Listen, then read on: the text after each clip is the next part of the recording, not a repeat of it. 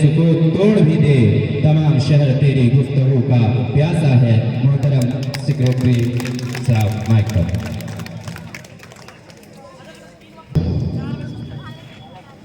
نحمد صلی اللہ رسول کریم اما بعد اعوذ باللہ من الشیطان الرجیم بسم اللہ الرحمن الرحیم واعتصموا بحبل اللہ جميعا ولا تفرقوا.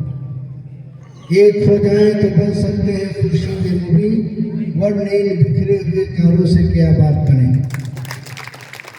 ایک اور شعر ہے سبق پھر پر صداقت کا عدالت کا شجاعت کا لیا جائے گا تم سے کام دنیا میں امامت کا.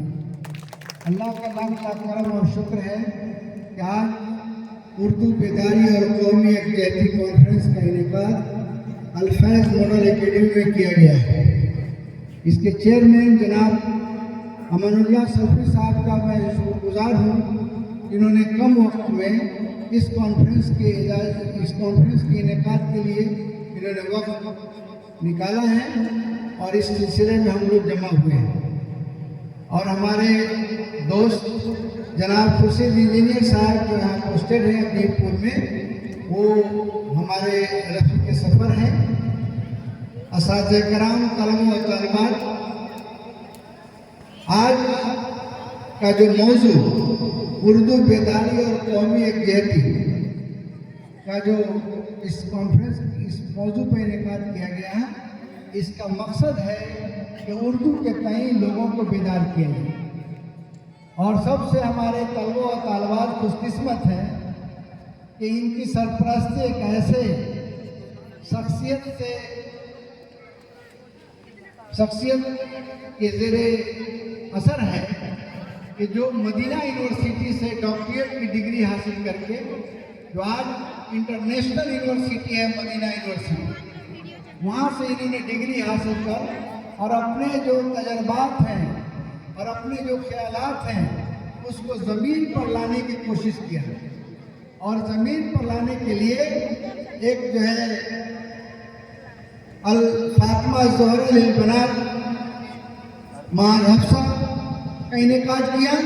اس کے بعد اس الفیض ماڈل اکیڈمی کا انعقاد کر کے دینی اور دنیاوی دونوں اعتبار سے طلباء و طالبات کو بہرمند کرنے کی کوشش کی. میں ان کی بہت عزت کرتا ہوں دل کے گہرائیوں سے کہ آج جتنے بھی ہم کوئی بھی کام کریں، تعلیمی اداروں میں جو کام ہوتا ہے وہ نیشن بلڈنگ کا کام ہوتا ہے، بچوں کی تعمیر اور ترقی کا کام ہوتا ہے.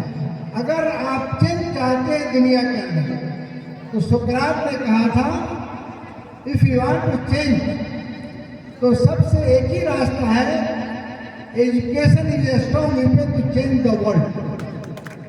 تعلیم ایک ایسا راستہ ہے کہ ہم غربت کو، افلاس کو، ہر طرح کی پسماندگی کو دور کر سکتے ہیں. اور انہوں نے اس خطہ میں جہاں غربت اور افلاس اور اندھیرا تھا وہاں انہوں نے روشن چراغ جلانے کی کوشش کیا. ان کی جتنی بھی تعریف کی جائے گی کم ہے. اور میں ان کا دل کی گہرائیوں سے ان کا میں احترام کرتا ہوں، محبت کرتا ہوں اور یہ بھی ہم سے محبت کرتے ہیں. اور ان سے ایسی جگہ ملاقات ہوئی جیسا کہ انہوں نے تذکرہ کیا. 2007 میں میں حج میں گیا تھا. اس وقت جنت البقیع میں جا رہا تھا، اسی گیٹ پر ان سے ملاقات ہوئی اور وہاں سے ان سے تعلقات آج تک قائم ہیں. اور وہاں ہم لوگوں نے ایک وعدہ یہاں پہ جتنے بھی اسٹوڈنٹ پڑھتے ہیں لیا تھا کہ ہم کو مدرسے میں وہاں سے پڑھ کے آتے ہیں، نوکری نہیں ملتی. تو جب میں چیئرمین بنا تو باضابطہ ریزولوشن پاس کر کے یہ میں گورنمنٹ کو اور سعودی ایمبیسی کو دیا کہ وہاں کے پڑھنے والے لوگ بہار اسٹیٹ مدرسہ ایجوکیشن بورڈ کو مدرسوں میں نوکری پا سکتے. اور آنے والے دنوں میں انشاءاللہ کافی تعداد میں تقرریاں یہاں ہوگی. ابھی جس بینر تلے ہم جمع ہیں انجمن ترقی اردو بہار، اس کے قیام 1903 میں سر سید احمد خان کی تاریخ سے شروع ہوئی اور ان کے انتقال کے بعد علی گڑھ میں یہ تنظیم قائم ہوئی. اس کے پہلے جو ہے سیکریٹری شبلی نعمانی بنے تھے اور صدر جو ہے فارس آرنولڈ بنے تھے. اس کے بعد اس کا دفتر دلی منتقل ہوا اور آج اس کی پوری شاخیں پورے ہندوستان میں ہیں. اور بہار میں جب انجمن ترقی اردو بہار کے صدر جناب ڈاکٹر عبدالمغنی صاحب تھے, انہیں کی خواہشوں اور کوششوں سے 1980 میں بہار میں اردو کو دوسری سرکاری زبان کا درجہ ملا. ڈاکٹر جگناتھ مشرا نے بل لا کر اس کو منظوری دی. اس سے پہلے کشمیر واحد اسٹیٹ تھا جہاں پر اردو کو سیکنڈ لینگویج کا درجہ حاصل تھا اور 1600 پوسٹ سینکشن کیے گئے. اور اس وقت تمام ضلعوں میں, بلاکوں میں, مختلف جگہوں پہ اردو مترجم کی تقرریاں کی گئی. ابھی حال کے دنوں میں جناب نتیش کمار وزیر اعلیٰ بہار نے 1700 پوسٹ سینکشن کیے اور اس 1700 پوسٹ میں سے ابھی 25 تاریخ کو کیبنٹ ڈیسیجن ہوا کہ ہمارا ایک پرانا مطالبہ تھا کہ تمام 534 بلاکوں میں زیادہ کام وہاں ہوتا ہے, وہاں پر اردو مترجم کی تقرری کی ہے. تو انہوں نے کیبنٹ سے فیصلہ کیا کہ 534 بلاک میں 391 انچل میں اور 101 سب ڈویژن میں اور 38 ضلعوں میں اردو کے نمائند مترجم کی تقرری کی جائے گی. ان کا سلیکشن کر لیا گیا ہے. بہت جلد مارچ کے آخر تک ان کو تقرری نامہ مل جائے گا, وہ لوگ کام کرنے لگے. اس طرح اردو کے حوالے سے کام ہوا. بہار میں اردو کو سیکنڈ لینگویج بنانے کے بعد اردو ڈائریکٹریٹ کا قیام ہوا اور ڈائریکٹریٹ کچھ ڈائریکٹر نہیں تھے, تو ڈائریکٹر کو جو ہے بنایا گیا اور اردو ڈائریکٹریٹ قائم کیا گیا اور اردو شعبے کو بااختیار ادارہ بنایا گیا. پہلے ہر ضلع کو 75,000 روپیہ دیا جاتا تھا فروغ اردو کے لیے. اب جو ہے 3 لاکھ روپے دیے جانا ہے تاکہ اردو کا ڈی ایم کے لیول پہ میٹنگ کر کے بچوں کو تحریری مقابلہ ہو, مشاعرہ ہو, تقریریں ہوں, اس کے لیے دیا جا رہا ہے. اور ہر ضلع میں اس کا انعقاد ڈی ایم کے ذریعے کیا جا رہا ہے. ہر ضلع میں اردو سیل قائم ہے, یہ اردو کے فروغ کے لیے کام ہوتا ہے. اور اسکولوں میں پہلے کیا تھا, 5,000 اردو اسکول تھے پورے بہار میں جہاں اردو اساتذہ کی تقرری ہوتی. نتیش کمار وزیر اعلیٰ جب عہدے پہ آئے, انہوں نے فیصلہ کیا کہ پورے بہار میں 73,000 پرائمری مڈل اسکول میں لازمی طور پہ اردو ٹیچر ہوگا.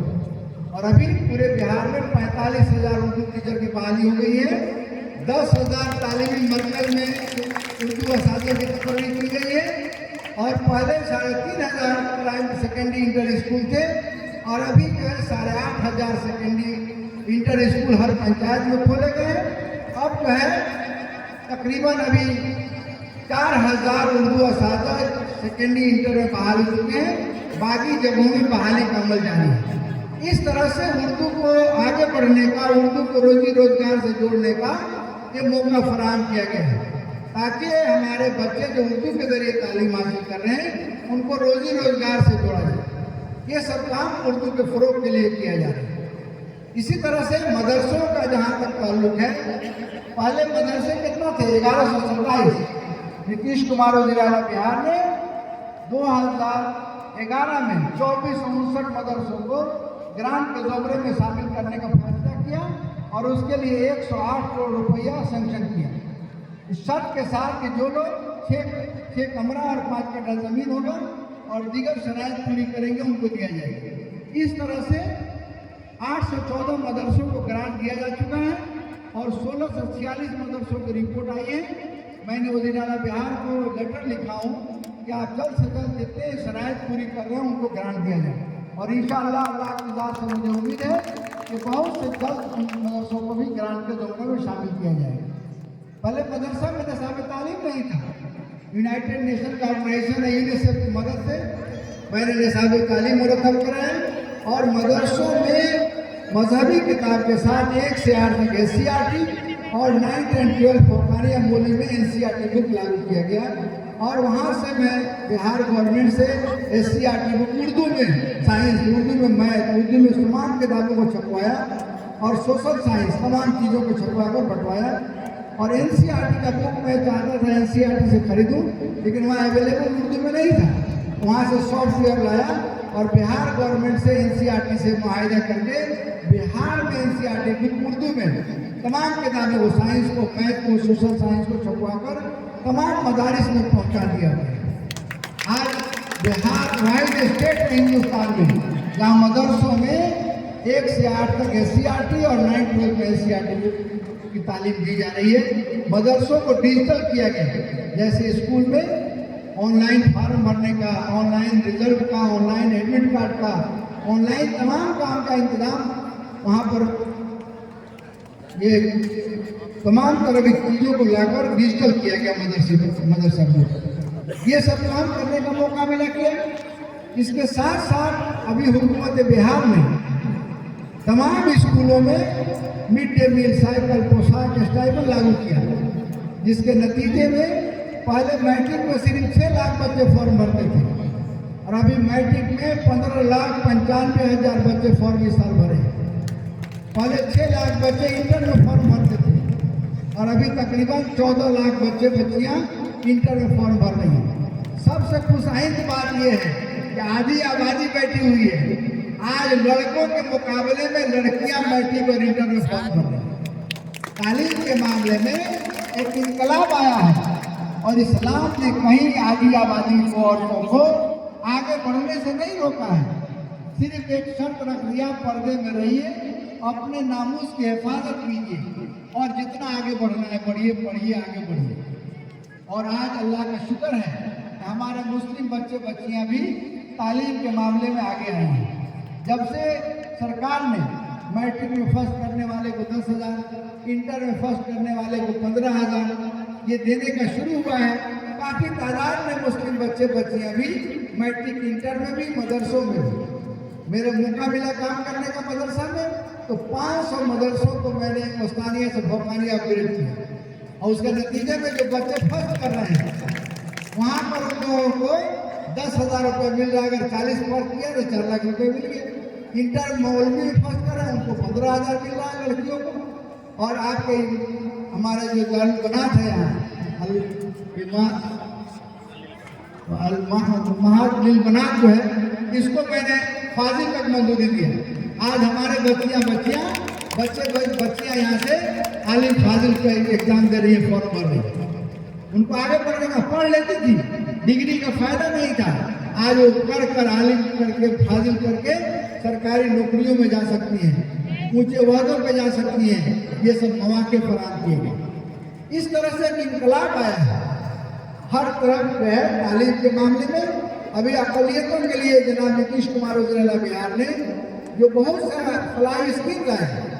पहले तो अक़लियती फलाह महकमा था, डायरेक्टरेट नहीं था, तो डायरेक्टरेट कायम किया और 38 जिलों में अक़लियती फलाह अफसर की तकर्री के लिए सीट सैंक्शन किया गया और BPSC से बहाल हो गया। और अलग अलग हर जिलों में दफ्तर कायम किया गया, अक़लियती फलाह दफ्तर, और वहाँ पर उनके गाड़ी का इंतजाम किया गया ताकि 18% आबादी की फलाह और बहादुरी का जो फंड है उसका काम करें। अभी जो बच्चे बच्चियाँ फर्स्ट करती हैं उसको पैसा वहीं से मिलता है। और सरकार ने अभी अक़लियतों को रोजगार से जोड़ने के लिए मौका फराहम किया है कि अगर आप बिजनेस करना चाहते हैं तो अक़लियती फलाह में दरख्वास्त दीजिए और 5 लाख रुपया फ्री और 5 लाख रुपया आपको इंटरेस्ट के साथ बिजनेस के लिए दिए जाए। इन तमाम चीज़ों से फायदा उठाने की जरूरत है। जो स्कीम अभी हर जिला में अक़लियती हॉस्टल कायम किया गया है ताकि हमारे गरीब बच्चे हॉस्टल में रहकर अच्छी तालीम हासिल करें, रोजगार से जुड़े, और उनको 1,000 रुपये और 15 किलो अनाज दिया जाए। बहुत सारे जिलों में गर्ल्स हॉस्टल भी खोल दिए गए और अभी सरकार जो है हर जिला में रिहायशी स्कूल खोलने का फैसला किया है। 3 जिला में खुल गया है और 4 जिलों में मकान की तामीर हो रही है और पूरे बिहार में रिहायशी स्कूल खोले जाएंगे जिसमें 500 बच्चे बच्चियाँ रहकर तालीम हासिल कर सकती हैं। उनका खाना फ्री, उनका रहना फ्री, उनका ड्रेस फ्री। नवोदय स्कूल की तर्ज पर सरकार अक़लियतों को तालीमी एतबार से आगे लाना चाहती है। अगर 15% आबादी तालीम से नाबरद रह जाएगी तो मुल्क तरक्की नहीं कर सकता, इस सूबा तरक्की नहीं कर सकता। इस तरह से हर जगह अक़लियतों को आगे आने का मौका मिला है। हम पूरे बिहार में इस लैंग्वेज जुबान की तरक्की के लिए घूम रहा हूँ। इसका मकसद ये है कि इस जुबान का, इस लैंग्वेज की अहमियत और फायदे सब समझ लीजिए इस बात से कि आदम अलैहिस्सलाम से लेकर हजरत मोहम्मद सल्लल्लाहु अलैहि वसल्लम तक जितने अंबियाए किराम तशरीफ लाए और जिन लोगों को सहीफे दिए गए उस खित्ते की जुबान में दी गई जहाँ का उनका लैंग्वेज मादरी जुबान। आप जुबान की अहमियत किसे समझ सकते हैं। और हमारी जुबान मादरी उर्दू है। अगर हमारे बच्चे बुनियादी तौर पे उर्दू से नाबरद रह गए, कुरान से नाबरद रह गए, तो उनकी ज़िंदगी अधूरी रह गई, वो भटक सकते हैं, वो गुमराह हो सकते हैं। तो मैं तमाम गार्जियंस को तलबा और तलबार से गुजारिश करता हूँ कि आप लोग घरों में बुनियादी तालीम, कुरान की तालीम हासिल करें और उर्दू की तालीम हासिल करें। उर्दू ज़ुबान में हमारा कुरान की तफसीर, कुरान का तर्जुमा, अहादीस के तराजुम मौजूद है। अगर हम उर्दू से नाबलद रह गए तो अल्लाह के रसूल सल्लल्लाहु अलैहि वसल्लम के फरमान से और कुरान के अहकाम से नाबलद रह गए। इसीलिए इस अहमियत को समझिए और घरों में उर्दू का बोलचाल, अपनी भाषा में मत बोलिए जो आप लोकल भाषा है, उर्दू में बात कीजिए। उर्दू का फरोग घरों में प्रचलन, बोलने चालने से, लिखने से, पढ़ने से इसका प्रचार करना है, ताकि ये ज़ुबान अगर फ्लोरिश करेगी तो हमारे तहजीब का फ़रोग आगा, हमारा कल्चर, हमारा तहजीब, हमारी तहजीब, हमारा कल्चर इस ज़ुबान में पोशीदा है। इसीलिए हम सब मिलजुल कर उर्दू के फ़रोग के लिए, उर्दू के बका के लिए काम करेंगे। इंशाअल्लाह हम आगे बढ़ जाएंगे।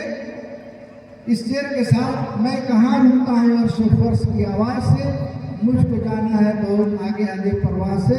इन्हीं बातों के साथ मैं बात करता हूँ।